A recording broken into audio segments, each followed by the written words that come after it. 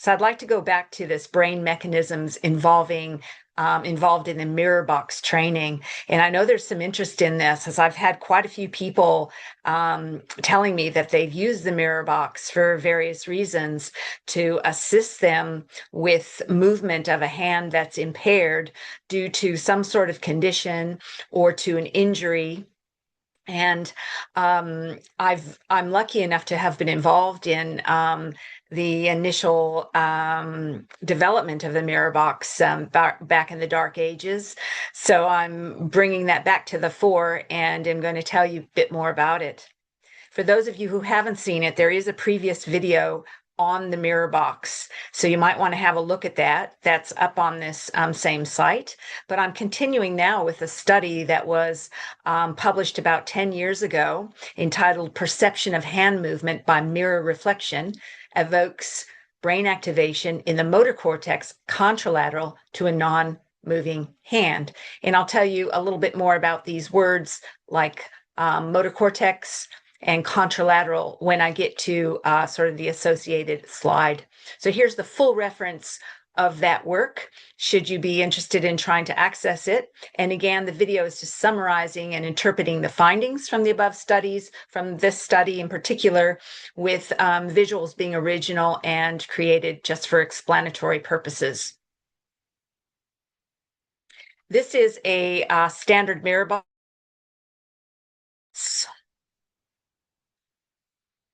Sorry. This is a standard mirror box. I'm just trying to move a panel here. Okay. Shown here.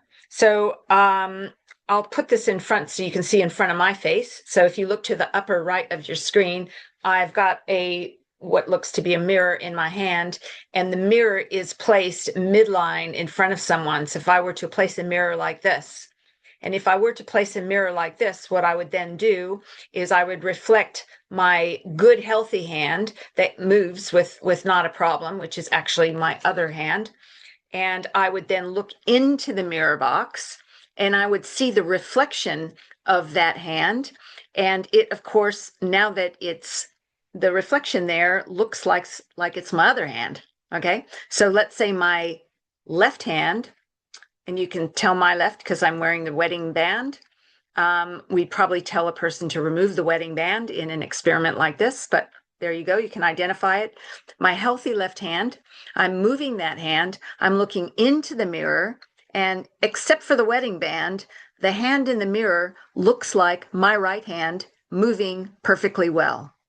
In reality, my right hand wasn't moving at all, as my right hand was hidden behind the mirror. So you can see this illustrated here in one of our pilots. We took a number of these different videos, so we've got a whole bunch of different people doing this. But you can see again, this person's left hand is here sitting in front of the table. The person is looking into the mirror and seeing what looks to be a right hand, and that's what we would call a mirror right hand.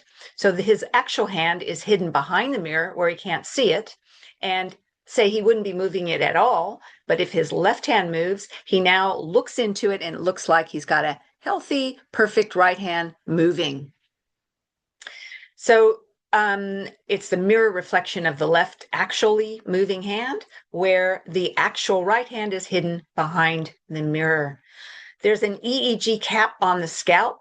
You can see these sensors. What they're doing is they're recording electrical activity from the surface of the scalp. So it's non-invasive, but it gives us a good approximation of activity. And it's very good in terms of the time resolution we can get. So we can get information about very, very quick changes that are occurring in functioning of the brain.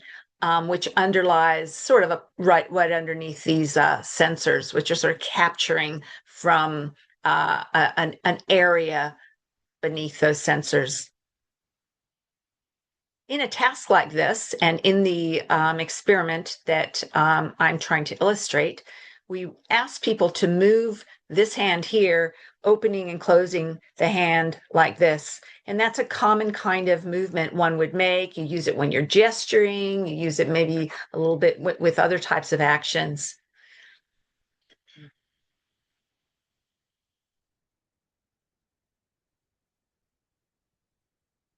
Okay, get this out of the way a little bit.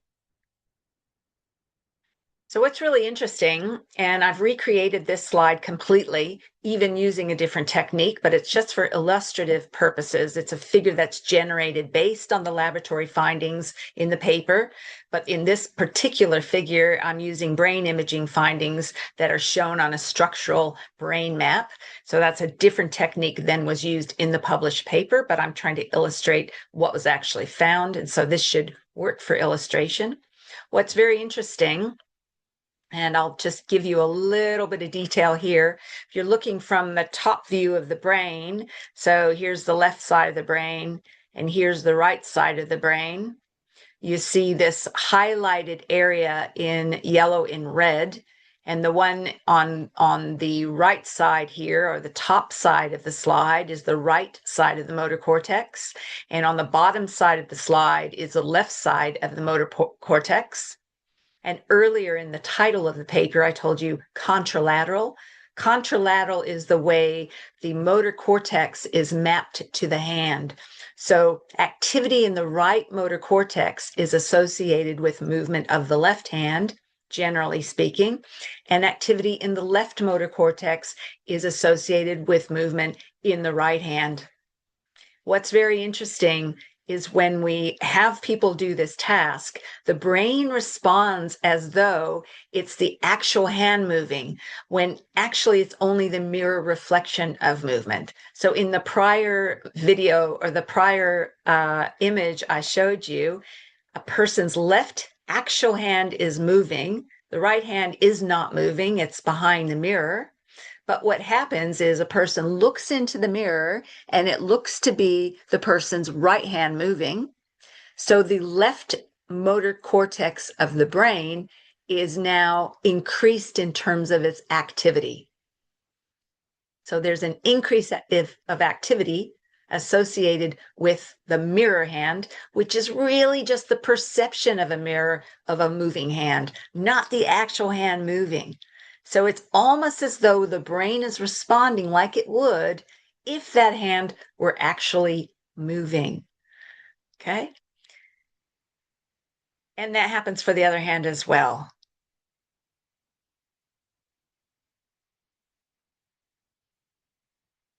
The primary result is that perception of one's moving hand just through this mirror reflection activates brain areas associated with actually moving that hand. So if we translate this into use of the mirror box, and often people are using the mirror box to try to rehabilitate a hand that's impaired due to injury.